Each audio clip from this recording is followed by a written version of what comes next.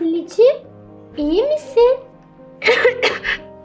Ayşe, öksürük başladı gene. Boğazım çok acıyor. Yanıyor böyle buralarım. Anladım. Ateşin yok. Sen merak etme. Ben şimdi senin boğazını yumuşatacak bir şeyler hazırlayacağım. Eğer geçmezse doktora gideriz, tamam mı? Tamam. Uyuyamıyorum.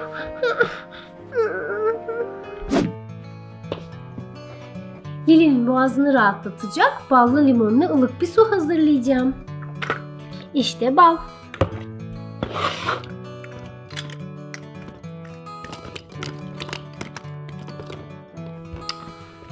Hay aksi, limon kalmamış. Ben en iyisi Leo'yu arayayım, bana limon getirsin. Alo? Merhaba Leo'cuğum. Tamam, merak etme. Hemen getiriyorum.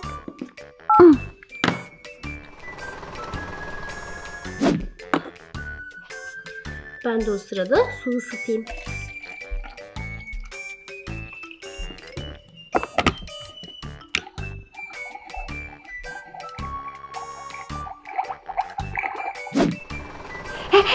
Limonları buldum. Çabuk olmalıyım. İşte limonlar geldi. Teşekkür ederim Leo'cum. Hemen bir tanesini keseyim.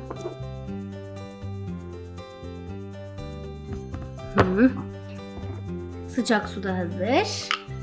Önce bardağın içine sıcak su koyalım.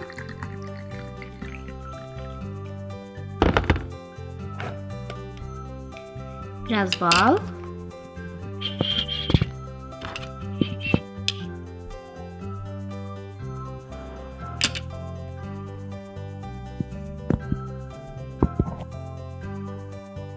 Ve limon suyu.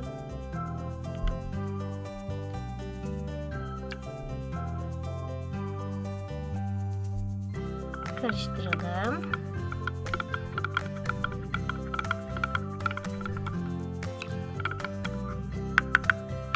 Gidip hemen Lili'ye içireyim sıcak sıcak.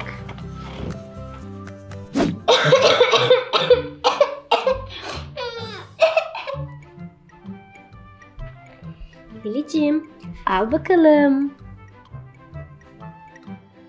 Bu nedir ki böyle? Bu biraz ekşi. Evet ekşi, çünkü içine limon sıktım. Bol C vitamini. Hadi yavaş yavaş hepsini bitir bakalım. Boğazını yumuşatacak, iyi gelecek. Evet Lili, bir an önce iyileşmelisin. Bitirdim. Aferin sana. Şimdi öksürüğün azalacak ve daha rahat uyuyacaksın. Arkadaşlar, soğuk kış günlerinde dikkatli olmak lazım. Bol bol C vitamini tüketmeyi ihmal etmeyin. Hoşça kalın.